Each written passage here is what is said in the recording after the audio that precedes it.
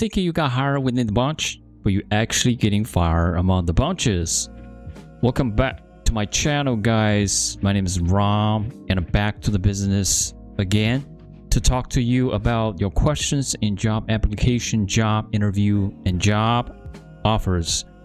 Today's topics are going to be a little bit, I would say sad at the first couple of minutes, because I am going to go over some of the interview techniques from this great guy. I mean, as terms of interviews, Q&As, and also public speech. And his name, I think most of you guys already probably know, it's the late Charlie Kirk.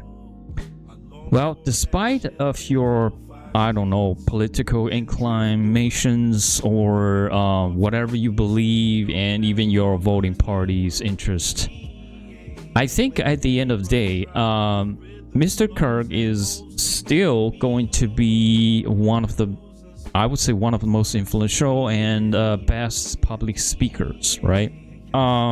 After going over some of his interview clips, you know, I'm going to summarize his pros and cons.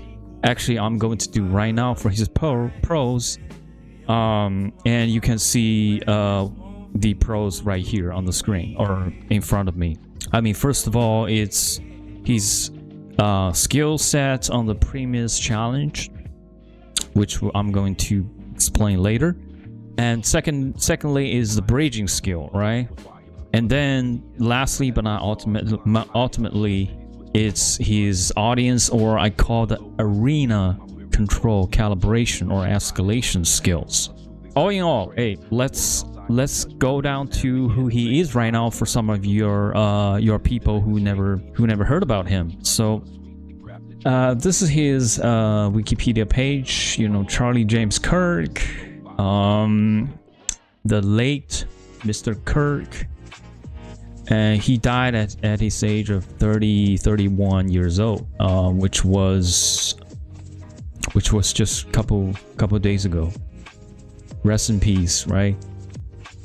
And he's really active in political, right wings, promote right wings, and the current president of the United States, Trump aligned causes.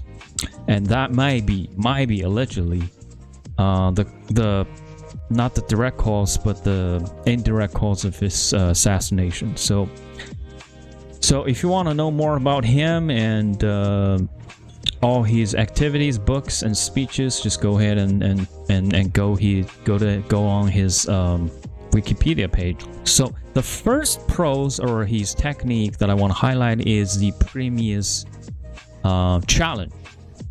Okay, so let's go to I think one of the great example is his debate in Oxford. This was back in 3 months ago. Wow, that's pretty new. So, and the very first question, or the very first audience he's challenging you is basically his skill on that. So let's check it out. Thank you. Can we settle down, please? We're going to move on to our questions. Our first question is from Zinaisha Zubair from Sydney, Sussex. I guess you guys can see the Come up and ask a question. subtitle. Let's hear her question. Remember, you have the right of response. I have quite a simple question for you. Now, I know you've debated Dean Withers on Jubilee before. I was wondering why you now refuse to engage with further debate with him. Wait, hold on. First of all, he's coming on my show this summer, and let me get this straight. I flew 5,000 miles across the world to have you ask why I'm not going to debate a left-wing YouTuber? Well, I mean, he continuously tries to get your attention at your campus. Yeah, right. Yeah, again, and you just ignore him. I've debated him twice in the last calendar year. He's coming on my show this summer. Let me be clear. I came to Cambridge to have you ask me that. I mean, you talk about freedom, and I'm just using my freedom of speech to ask you a simple question. You seem to be dodging it for some reason. No, I've debated him twice in the last year, and he's coming on this summer for a long-form discussion. But is this what I can expect? Yeah, he's making videos about you avoiding him on your campus debates. Right, so let me tell you how this works. I do a campus event, like at Texas A&M University. I rent it out. I'm there for 3 hours. He shows up demanding to come up to the mic immediately, cutting in line of other students. It's not Joe Biden's America anymore where you can just cut in line and get whatever you want. So therefore, I say, excuse me, Dean, we'll talk at another time. He makes this YouTube video as if I'm scared to debate him, even though I debated him twice in the last year. Does that sufficiently answer your question? Yes, it does. Thank you very much. Thank you. Oh my God, this. I feel sorry about that girl. So probably some of you can ask, what is Premium's challenge? So basically, what he did right here is this girl was asking, why did you skip or scare per se, or avoid the question or the challenge from the other guys? I think it's a YouTuber, Dean Wither or somebody. And what he did is a typical Premium's challenge. Basically, he starts by disputing the question's framing, which means he reframed the question before answering the question. So what he did is, okay, first of all, did I fly something like 5,000 miles to Oxford and expecting you to ask me if I answer any question from a random YouTuber? And then he started flowing the answers and then, you know, corrections. And I think that really satisfied the girl. But man. She was more like a mistake than a question. But okay, the second one is his bridging skill. So I think the very best example is he's attending podcasts with this great guy, Bill Maher. I believe that's his name, Bill Maher. Yeah, right here. All right, so let's see what he says. Thing. And, you know, I mean, there should be nothing more basic than a government claiming the streets. The streets are for the citizens. Then it's not to live in. Build a barracks. I mean, why? By the way, they're talking about Governor Newsom's city in Los Angeles of California state in the United States, and also something about San Francisco, so dirty, nobody's care about, nobody's cleaning. But Bill brought this up, and let's see what Kirk says. Why are these things, maybe you can answer that, why are these kind of things so difficult? You think, such common sense, build a fucking barracks. I know homeless people say they don't want to live there. You don't have a choice. Oh, we'll get robbed there. Hire security, it's pennies on the dollar. Why is it so difficult? I feel like I, with no real knowledge of this field, could do it. Could just, if I had people who would carry out I would say, okay, get me specs. I want to see where a place we could build it. I want to see what the barracks looks like. I want to see who works there. Is it really in the toilets, whatever?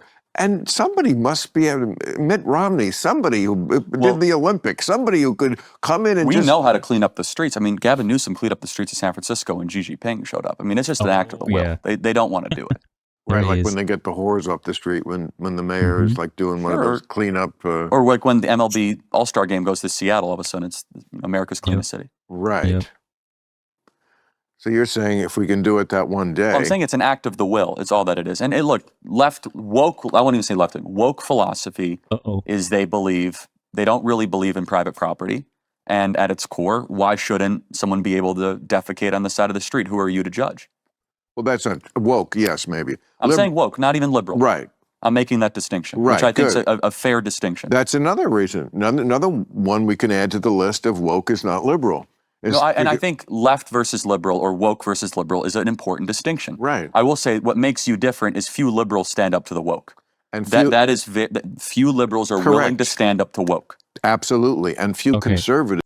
So his skill here is bridging. So basically what it is when Maher's asking question why there's nobody's clean the street, and he pivots from a very specific prompt that is the example that, well, LA, Los Angeles city could be actually cleaned by the government. And he listed that prompt or the example saying that when Chinese chairman or President Xi was there, they actually cleaned the city.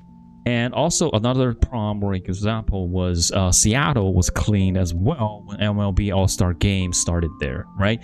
So he pivots that specific prompt to a prepared macro point or value or policies to start from there and expand the topics. So that was very smart thing he can do, and that's one of his pros of his interview skills. So the third one is audience calibration, or I say arena control. So I think one of his old Q&A videos that he was doing in one of the campuses he was speak. I think this is a very good one though. Let's see. Hey Charlie, my name is by the way, Caden 10 Point Smith. America. Big fan of yours. So at my college campus, we have about 5 people in my Turning Point chapter. Oh, that's not many. So what is your greatest advice to combat against people tearing down your table, breaking into your dorm room, and all this other crazy stuff? Wow. Okay, the question is straightforward. I like that. And let's not only hear what Kirk says, but also see what he does. School again? I'm sorry. Mid-Plains Community College in North Platte, Nebraska. So I'm sorry you have to deal with the breaking into your dorm room. That's I don't hear that one often. First, how do you deal with it? Attitude-wise. This is another thing they don't teach you in college. How do you handle negativity and suffering? The pause, the emphasize, and he turned his way to the other audience, not only facing the guy who's asking question, but other people. No. And there was an interaction with audience and arena. Don't do that. Okay. Don't do that. Let's see how he pushes it. Do you complain, or do you look at it as a potential blessing in your life? Another interaction. You are 100% in control of the attitude that you bring to things that are out of your control. Secular society and modern society says that you are a victim of your circumstances. I'm here to tell you that you get to choose how you handle your circumstances. And so, for example, okay, our table gets torn down. They break into your dorm room. You have 2 choices. I'm a victim, feel sorry for me. I want special rights and privileges. Number 2, wow, this is making me tougher. I'm going to grow closer to the people I care about. Our 5 chapter members are going to be tighter knit than ever before. I'm going to have some great stories, and boy, I'm more motivated to defeat these Marxists than I was before I started my Turning Point group. Boom, mindset shift. You have a choice to do that. And our society now is non-stop about something. You are just a creation of the stuff. No, you are a creation of who you choose to be. Here you go. You are a creation of the mindset you bring to the game. And so, yeah, bad stuff can happen to you. Sickness, death, unexpected car crashes, injury. Do you view it as a chance to become better or not? How many people have read Man's Search for Meaning by Viktor Frankl? Anybody? Well, that's actually more I think some of you want to ask questions, so I can't tell. You should all read Man's Search for Meaning by Viktor Frankl, Holocaust survivor. No one can say that I'm suffering and then read Viktor Frankl's book. The guy lost his wife, concentration camp survivor, and he says, if you go through life with an attitude that this is a chance to improve and become a better person, you have the agency to do that. And so, how do you handle it? Look at it as a blessing. Get tougher, get stronger, as a chance to grow your impact. And I will say this again. If you're involved with Turning Point USA, the maggots will attack you. Good. You will become stronger while your counterparts grow weaker. Next question. That's really good. Interactions. So basically, arena exclamation will basically use the room or where you stand to the public and to reset momentum, right? So the example right here is he turned to other audience, asking question, interactions, and then, you know, intake those powers and feedbacks, the powers of the feedbacks from audience, and pushes points forwards. That's really good. Basically, that's all the clips that I want to show you guys. But is he perfect? No. Some of his, I would say some of his cons and disadvantage he might have, or he's had it, is one is over reframing when he doing the premieres challenge. So basically, that can look like a question avoidance, like the girl said, but that wasn't actually it. On their firm cross-exam, right? That's one of the cons. And the other one is adversarial escalations for arena control. This may rally friendly audience, like the guy who just asked his question, right, on the campus Q&A session. But it can also alienate a neutral attitudes or audience, right? And the third one that I found was message breadth versus depth. Long form answer and questions may show narrative control, but also some answers sprouse and dilute the core claim. So if you made so much speech for just answering one questions, it can drag. So, but do you guys get that?